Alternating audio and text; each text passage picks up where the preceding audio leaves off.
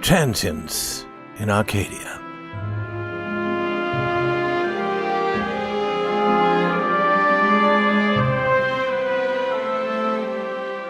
There is a certain hotel on Broadway that is very pleasant in the summer. Not many people have heard about it. It is wide and cool. Its rooms have walls of dark wood. There are green trees around it and soft winds. It has all the pleasures of mountain living and none of the pains. You will eat better fish there than you could catch for yourself in the streams and hills. You will have better meat than a hunter brings home from the forest. A few have discovered this cool spot in the hot summer of New York. You will see these few guests eating dinner in the hotel restaurant. They are happy to be there, and happy to know that they are very few. They feel especially wise because they have found this delightful place. More waiters than necessary are always near. They bring what is wanted before anyone asks for it. The pleasing distant noise of Broadway sounds like running water in a forest.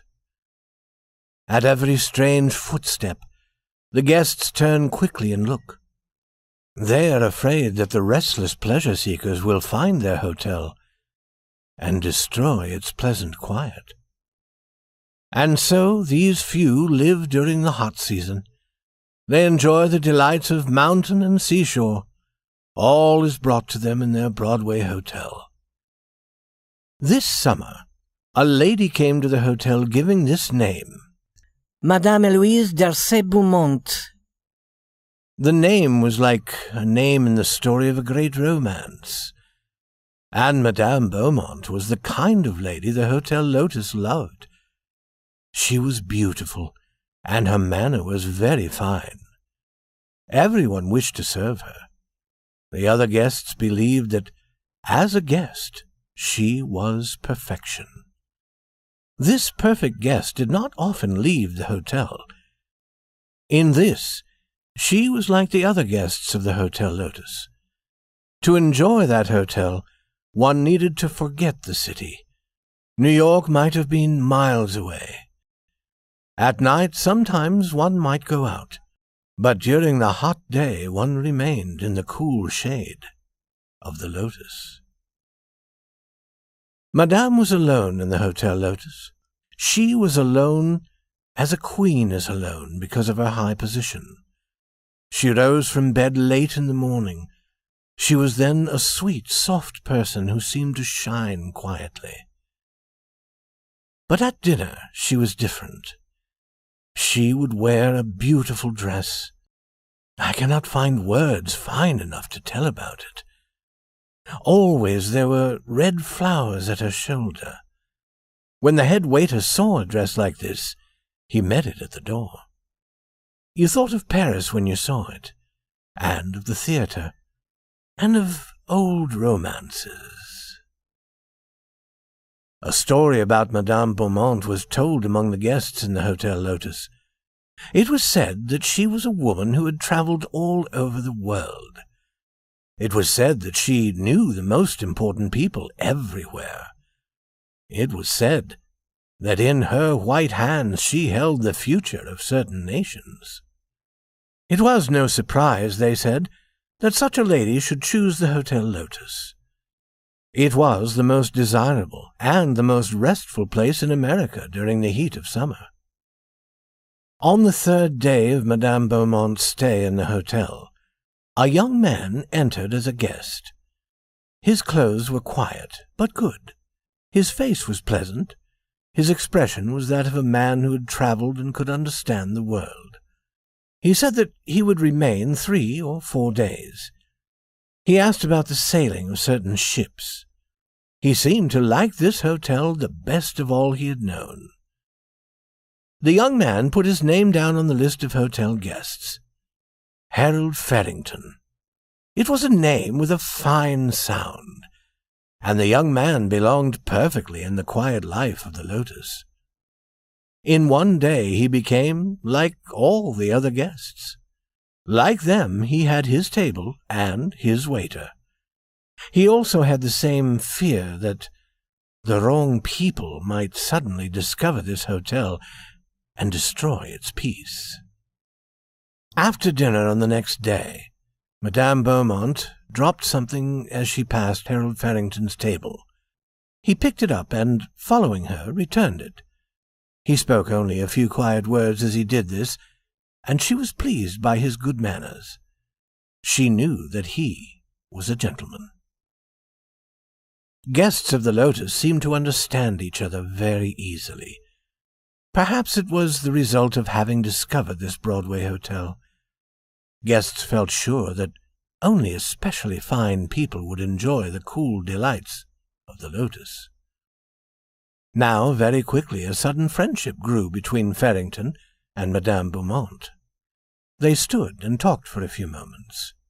"I have seen too much of the usual summer hotels," said Madame Beaumont, with a small but sweet smile. "Why go to the mountains or the seashore? We cannot escape noise and dust there. The people who make noise and dust follow us there."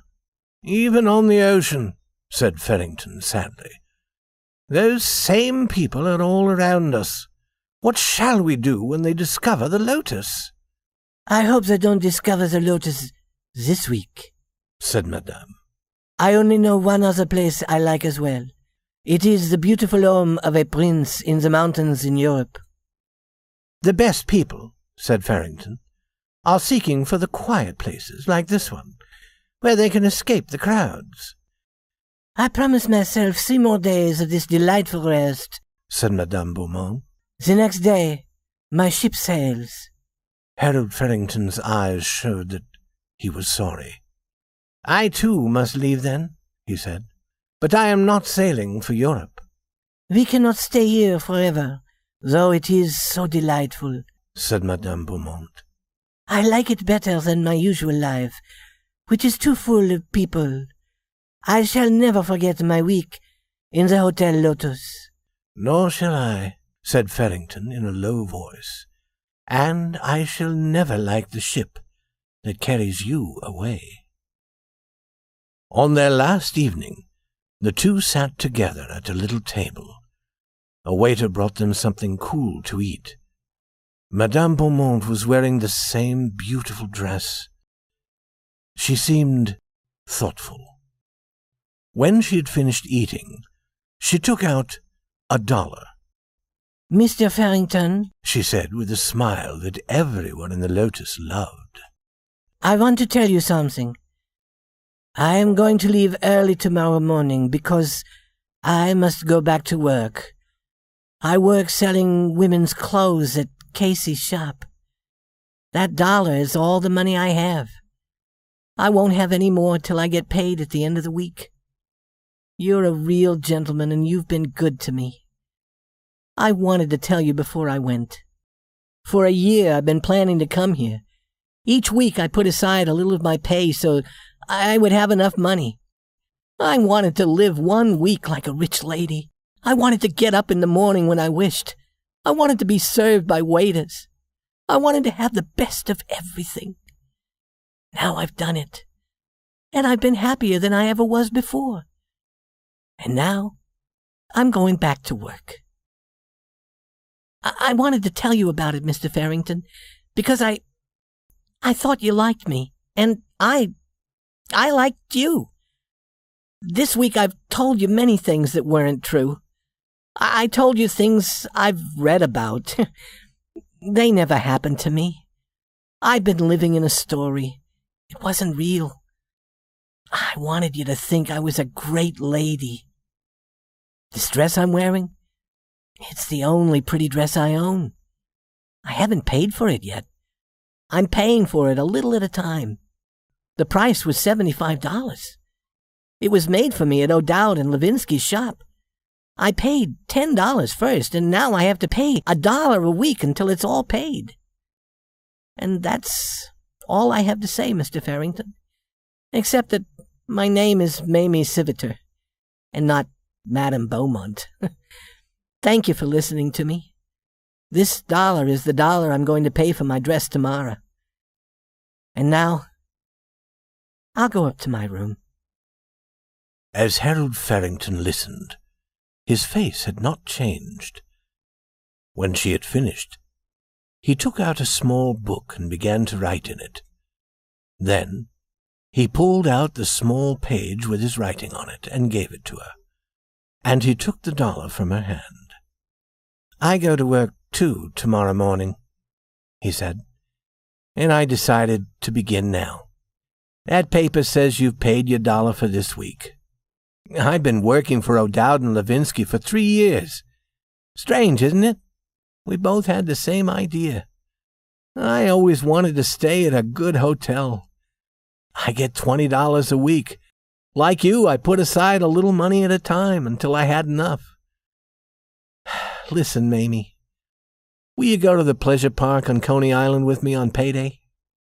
The girl who had been Madame Eloise Darcy Beaumont smiled. "I'd love to go, Mr. Farrington. Coney will be all right. Although, we did live with rich people for a week." They could hear the night noises of the hot city. Inside the Hotel Lotus, it was cool. The waiter stood near, ready to get anything they asked for. Madame Beaumont started up to her room for the last time. And he said, "Forget that Harold Farrington, will you? McManus is the name. James McManus. Some call me Jimmy." "Good night, Jimmy," said Madame.